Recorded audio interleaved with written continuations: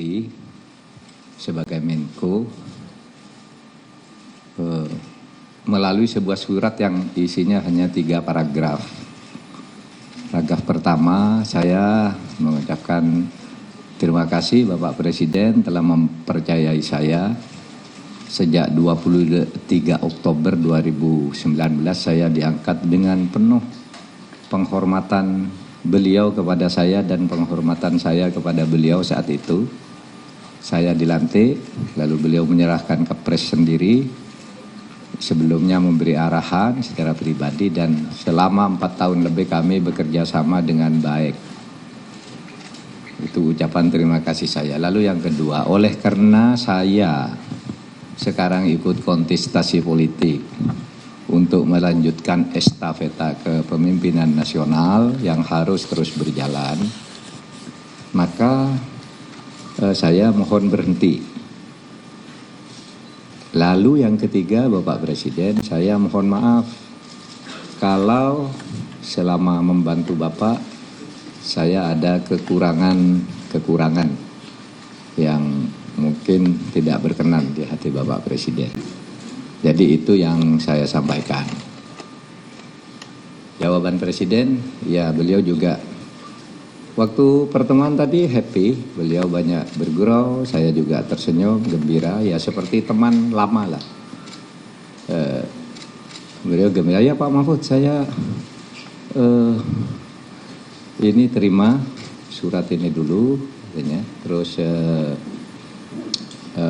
selama ini saya juga berterima kasih Pak Mahfud sudah membantu dan saya merasa terbantu itu.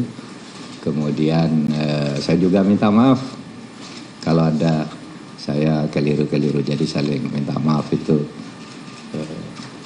budaya adiluhung Indonesia kan begitu, saling minta maaf, saling berterima kasih gitu. Nah, di luar itu saya menyampaikan substansi urusan Kemenko Polhukam yang sekarang sedang berjalan, yang rutin-rutin berjalan dikendalikan oleh 7 deputi, 7 kedeputian yang sekarang masih aktif terus bekerja semuanya di bawah koordinasi teknis Bapak Letjen Teguh Pujo Rumokso. Sesmenko sudah mengendalikan jika saya sedang cuti. Nah, semuanya berjalan baik, tapi ada 3 hal saya beri catatan yang perlu dilanjutkan karena ada inpres dari Presiden sendiri, yaitu 1 tentang hutang BLBI. Saya katakan Bapak pernah memberi inpres kepada kami untuk mulai menagih hutang tunggaan BLBI. Waktu itu jumlahnya 111 triliun, 110 triliun lebih, 111 triliun lah. Dalam 1,5 tahun kami bekerja, sekarang ini sudah terkumpul tagihan yang sudah ada di tangan kami sebesar 35,7 triliun. Yang kalau dihitung dengan persentase itu 31,8%.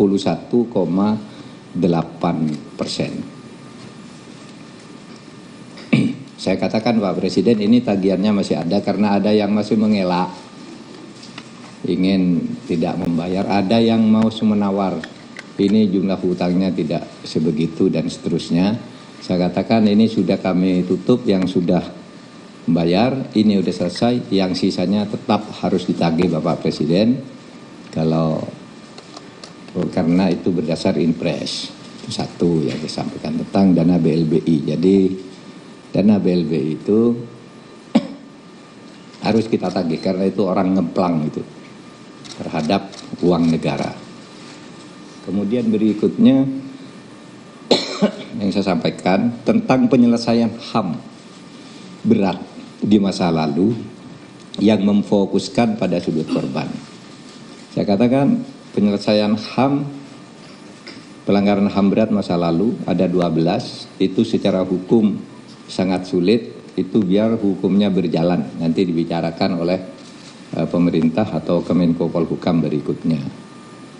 Tapi yang sudah diselesaikan oleh Kemenko Polhukam atas Inpres juga, yaitu penyelesaian di luar penyelesaian non yudisial, yaitu yang khusus untuk korbannya bukan pelakunya. Saya katakan, Presiden, Perserikatan Bangsa-Bangsa kali ini, saya sudah belasan tahun tidak pernah memuji Indonesia, kali ini berpidato resmi menghargai pemerintah Indonesia yang telah melakukan langkah penyelesaian HAM dari sudut korban. Pelaku masih terus dicari, tapi korbannya disantuni lebih dulu.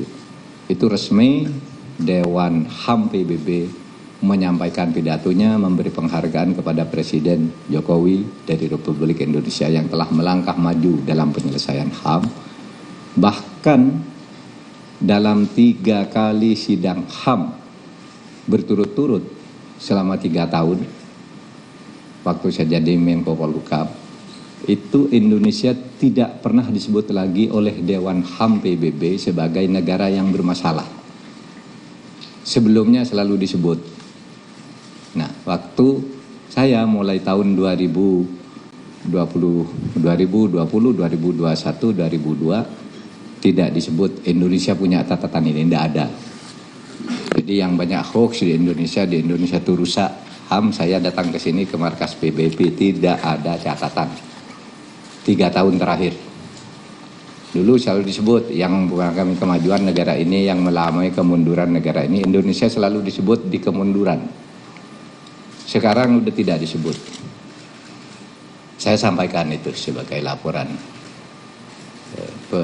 dari sudut internasional. Kalau kita sendiri kan masih banyak diskusi lah, ini kurangnya biasa, tapi dunia internasional tidak ada. Saya sudah datang ke PBB. Lalu yang ketiga yang saya sampaikan ke Pak Presiden yang sekarang sedang berjalan adalah RUU Mahkamah Konstitusi yang atas inisiatif DPR mau direvisi lagi. Saya katakan kepada Bapak Presiden saya tidak setuju dan saya menghentikan pembahasan itu karena aturan peralihannya itu tidak adil bagi hakim yang ada sekarang. Sehingga saya katakan ya itu 3 hal, yang lain rutin jalan, tidak ada masalah.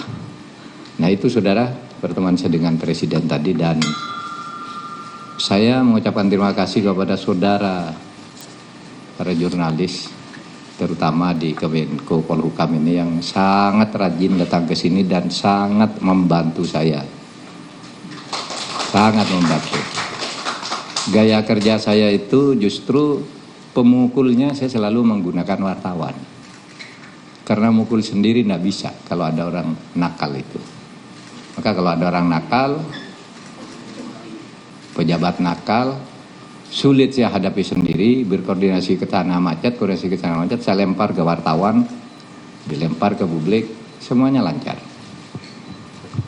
Karena kalau macet tidak bisa saya atasi, saya lempar ke atas biar rakyat yang mengeroyok, lalu kembali ke saya, bisa saya selesaikan. Itu yang saya lakukan dalam banyak kasus, menyelesaikan masalah-masalah di tugas Kemenko Polhukam ini. Saudara tetap harus rajin-rajin datang ke sini. Saya belum tahu siapa nanti yang akan menjadi pengganti, tetapi penting bagi Kemenko Polhukam itu dekat dengan wartawan. Seperti yang selama ini selalu saya lakukan. Sudah ya, cukup? Nggak ada lagi. Apa? Selamat sore Pak Menko. Masih boleh ya manggil Pak Menko ya? Belum dipecat. Pak izin saya Santi Dewi Pak, ada 2 pertanyaan Pak Menko. Yang pertama.